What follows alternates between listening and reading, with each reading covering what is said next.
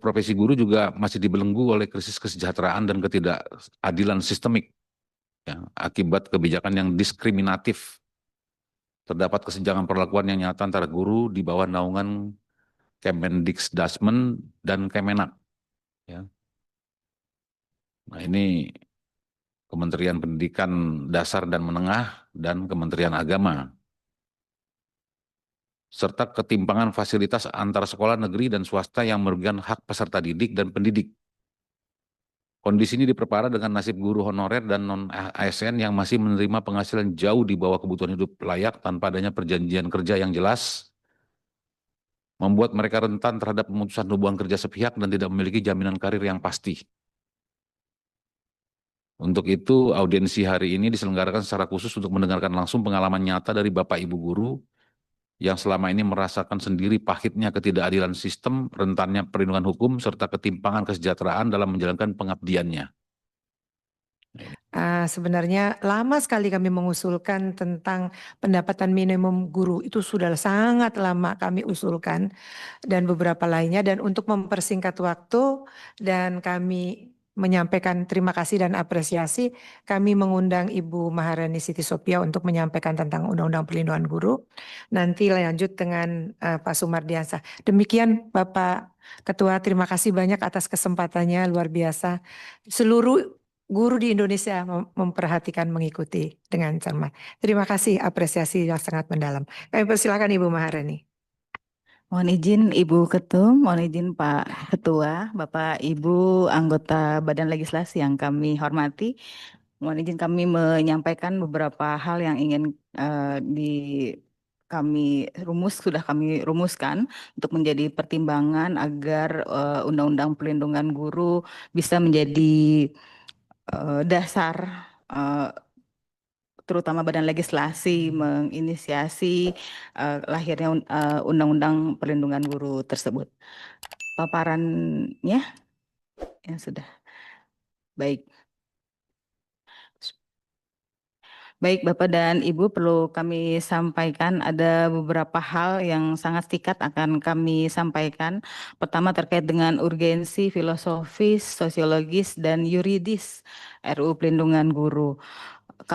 Terkait dengan landasan filosofis, kami memasukkan beberapa hal, yaitu pertama terkait dengan guru sebagai pilar peradaban dan penjaga nilai bangsa. Ya, artinya kami ini bukan sekedar pekerja sektor pendidikan, melainkan aktor utama pembentuk manusia Indonesia, dan ini sesuai dengan falsafah Pancasila, terutama sila kedua kemanusiaan yang adil dan beradab, dan sila kelima keadilan sosial bagi seluruh rakyat Indonesia.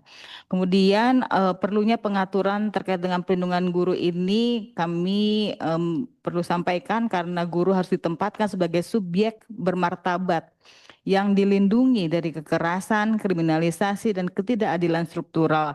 Tanpa adanya perlindungan yang memadai, guru tidak mungkin menjalankan fungsi etik, pedagogik, dan sosialnya secara utuh. Selanjutnya terkait dengan landasan sosiologis, ini kami sampaikan beberapa seperti yang tadi Pak Ketua sampaikan terkait dengan fakta empiris, ya, kriminalisasi guru dalam beberapa tahun terakhir. Artinya ini terjadi peningkatan yang signifikan. Kasus guru dilaporkan ke polisi oleh orang tua, murid, kemudian guru dipidana atas tindakan pendisiplinan, dan guru yang dikorbankan untuk meredam konflik sosial. Fenomena ini yang menciptakan rasa takut kolektif di kalangan guru dan praktek mengajar defensif serta penurunan wibawa pendidik di ruang kelas. Nah, dampak sosial ini tentu berdampak pada kualitas pendidikan. Artinya ketika guru tidak merasa aman, proses pembelajaran kehilangan ketegasan dan nilai. Pendidikan karakter melemah, sekolah berubah menjadi ruang administratif, bukan ruang pembentukan manusia, karena krisis perlindungan guru berimplikasi langsung pada krisis mutu pendidikan nasional. Kementerian Pendidikan Dasar dan Menengah juga sudah menerbitkan Permendikbudrismen nomor 4 tahun 2006 tentang perlindungan bagi pendidik dan tenaga kependidikan, namun posisi hukum permen peraturan menteri ini tentu tidak di lapangan tidak setara dengan undang-undang yang kerap kali dijadikan dasar untuk mengkriminalisasi guru. Harapan PGRI tentu kepada DPR RI, tentu kita berharap Undang-Undang Perlindungan Guru ini dapat masuk dalam Prolegnas 2026 atau setidak-tidaknya dalam long list periode ini yaitu 2024 sampai 2029. Hal ini tentu karena adanya keterdesakan dan pentingnya kehadiran Undang-Undang Perlindungan Guru ini dalam menjamin keselamatan bagi guru-guru, juga keamanan bagi guru-guru dalam melaksanakan tugasnya. Hari ini kita melihat profesi guru mendapatkan sebuah sinyal, sebuah alarm tanda bahaya. Pendidikan Indonesia tertinggal 128 tahun dari negara maju berdasarkan hasil penelitian Harvard University Land Preset. Tentu ini bukan untuk mendegradasi optimisme bangsa, tapi sebuah refleksi bahwasanya pendidikan kita tidak sedang baik-baik saja. Seringkali kementerian menyampaikan data pencapaian-pencapaian, namun ketika kita komparasi dengan komentar-komentar Bapak Ibu guru yang ada di media sosial, itu hasilnya justru berbanding terbalik. Minat generasi muda untuk menjadi guru sangat rendah, hanya 11% berdasarkan hasil penelitian PGRI, dan 11% ini notabene-nya lebih kepada tidak punya pilihan lain dan keterpaksaan. Sebenarnya terkait dengan guru honor dan P3 paruh waktu. Persoalan guru honor bisa kita lacak dari adanya ketidakseimbangan antara kebutuhan dan permintaan. Supply and demand lulusan LPTK, hari ini LPTK ada sekitar 400 negeri maupun swasta dengan jumlah lulusan sekitar 1,2 juta. Itu menimbulkan pengangguran karena tidak semua tertampung di dunia kerja. Zero growth guru disertai moratorium yang dimulai tahun 2015, dibuka lagi 2020, kemudian muncul P3K, itu juga memunculkan gap kebutuhan guru. Kemudian ketika guru pensiun, promosi, mutasi, bahkan ada yang meninggal, pemerintah tidak cepat memenuhi kebutuhan guru. Akibatnya sekolah harus tambal sulam. Di situ muncul guru honorer. Data kementerian proyeksi pensiun guru 2022 sampai 2026 diperkirakan 316.000. Dengan gelombang pensiun di tahun 2026-2030 sekitar 821.000. Rata-rata guru pensiun 60.000 per tahun. Sama bagi PGRI, profesi guru adalah lex spesialis. Jangan sampai undang-undang guru dan dosen yang dikodifikasi ke dalam RUU Sisdiknas menghilangkan guru dan dosen sebagai profesi. Klausul tentang guru dan dosen sebagai profesi harus tersurat dicantumkan di dalam batang tubuh rancangan Undang-Undang Sistem Pendidikan Nasional. Tunjangan profesi guru dan dosen harga mati tercantum di dalam batang tubuh pasal dan ayat rancangan Undang-Undang Sistem Pendidikan Nasional. Setara 1 kali gaji pokok minimum, tanpa ada embel-embel peningkatan kinerja. Sebab tunjangan profesi merupakan sebuah konsideran yang berisikan pengakuan guru dan dosen sebagai profesi. Bukan hanya persoalan profesionalisme, tapi sebuah standar kesejahteraan. Karena itu tunjangan profesi guru dan dosen merupakan harga mati di dalam RUU Sisdiknas, tunjangan khusus bagi guru-guru di daerah terpencil, serta tunjangan kehormatan bagi guru besar. Sudah pernahkah kita berpikir untuk membangun undang-undang BNN? Sudah pernahkah kita berpikir untuk membangun undang-undang PGRI? Kenapa kita harus bikin Badan Guru Nasional, Pak? Kita punya PGRI yang penuh dengan dan padat dengan landasan sosiologis, landasan filosofis, landasan yuridis. Banyak yang ditelurkan oleh PGRI. Mulailah, Bapak Ibu sekalian, kita bangun, ya, bagaimana bangunan hukum yang tidak dekonstruktif, yang betul-betul konstruktif, yang berangkat daripada bahwa tujuannya adalah bagaimana martabat, profesionalitas, kejujuran, ketulusan daripada guru dibangun dengan legal structure yang tepat. Ya, bahwa selama ini di bawah naungan Mendikdasmen, di bawah naungan Kemenak, di bawah naungan dan sebagainya. Kenapa kita tidak pernah berpikir bahwa guru harus memiliki satu martabat, memiliki dignity, memiliki lembaga, dan tentu lembaga itu adalah undang-undang sendiri gitu loh. Jadi tidak kita berbicara hanya PGRI sebagai organisasi yang kultur, organisasi yang menaikkan martabat guru. Tetapi PGRI memperjuangkan segala hal, baik itu kesejahteraan, baik dan sebagainya. Dan itu perjuangan yang paling hakikat, yang paling hakiki adalah perjuangan bagaimana menjadi sebuah aturan atau perundang-undangan. Itulah perjuangan yang paling hakiki, Pak. Nah, di ruangan ini, Pak, di sini tidak perlu bertumpuk-tumpuk, Pak, seperti Bapak katakan tadi. Komisi 8, Komisi 10, di balik ini lintas komisi, di balik ini lintas kementerian. Di balik ini adalah bagaimana memproses perundang-undangan sebagaimana proses legislasi, karena badan legislasi. Jadi kita berpikir bagaimana pasal-pasal, norma-norma, materi muatan, apa itu norma? Bukan norma UNITA, Pak. Tapi norma itu adalah bagaimana positivisme cara berpikir kita agar menjadi atau berdiri menjadi tegakan sehingga positif, ya, menjadi kehidupan, menjadi etika yang betul-betul sesuai dengan moral bangsa. Seperti itu, Bapak Ibu. Jadi kedua, perlindungan profesi. Di situ dibawa di dalam itu adalah Pak, perlindungan profesi itu bagaimana sih guru, ya kan? Dia juga dapat terlindungi serta keselamatan dan kesehatan kerja. Itu berbicara tentang kesejahteraan, Pak, tentang pendapatan. Gitu. Ya, ini perlindungan ya, Pak ya. Ayat 3, perlindungan hukum sebagai dimaksud pada ayat 2 mencakup perlindungan hukum terhadap tindak kekerasan, ancaman, perlakuan diskriminatif, intimidasi, atau perlakuan tidak adil dari pihak peserta didik, orang tua, peserta didik, masyarakat, birokrasi, atau pihak lainnya. Ini jelas, Pak. Jelas, Pak. Ini lex spesialis.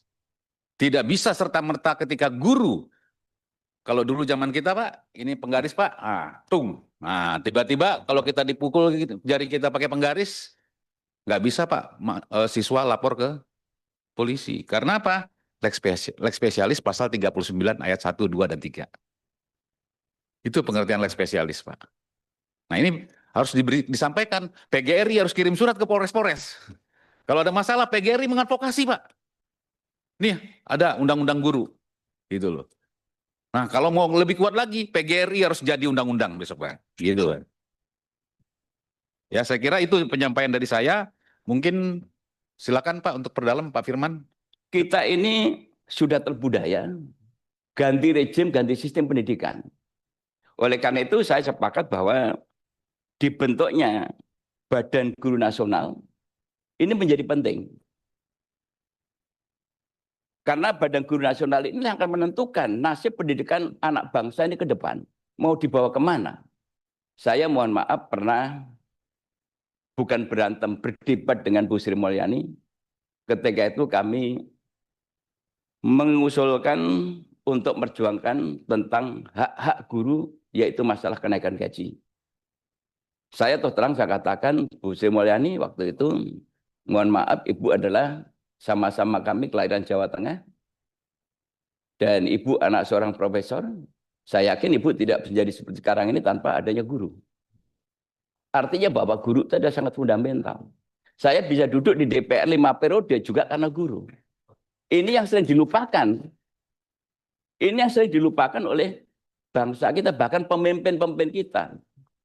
Dan berikutnya kami juga dengan perubahan sistem pendidikan nasional, setiap ganti rejim, ini tidak ada kesinambungan, sustainability-nya. Oleh karena itu, inilah pentingnya Badan Guru itu bikin roadmap pendidikan nasional untuk menuju Indonesia Emas tahun 2045 seperti apa.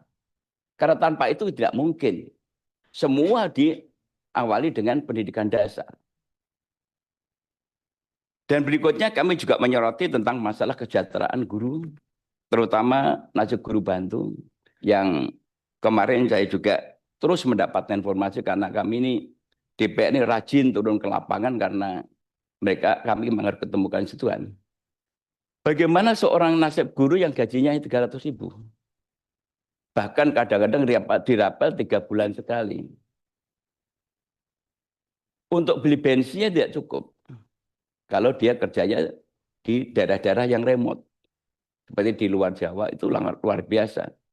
Namun dengan semangat mereka yang ingin mendidik anak bangsa kita menjadi orang yang baik dan bermartabat, mereka itu, guru-guru itu mengorbankan dirinya. Sehingga berangkat mengajar, pulang menjadi tukang ojek dan membawa barang, ngantar barang dan sebagainya. Namun nasib guru juga ada yang sial, Prof. Kadang-kadang dimanfaatkan orang-orang tertentu, di mana tadi Pak Ketua sudah menyampaikan tentang narkoba.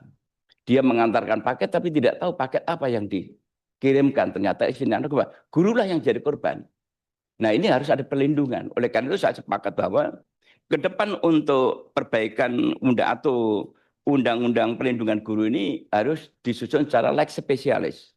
Kalau perlu untuk tahun ini kita usulkan perubahan prolegnas untuk segera dilakukan penyusunan undang-undang perlindungan guru tadi dan kemudian mengatur standarisasi guru. Terus kemudian juga ada pengkhususan bahwa setiap tindakan guru yang tidak melebihi batas maka itu tidak anggap pelanggaran. Ini juga perlu sekali diketahui aparat penegak hukum karena kita tahu sendiri bahwa hukum kita ini tumpul ke atas tapi tajam ke bawah. Bayangkan seorang guru yang jalan kaki bisa dikriminalisasi bahkan dipenjarakan.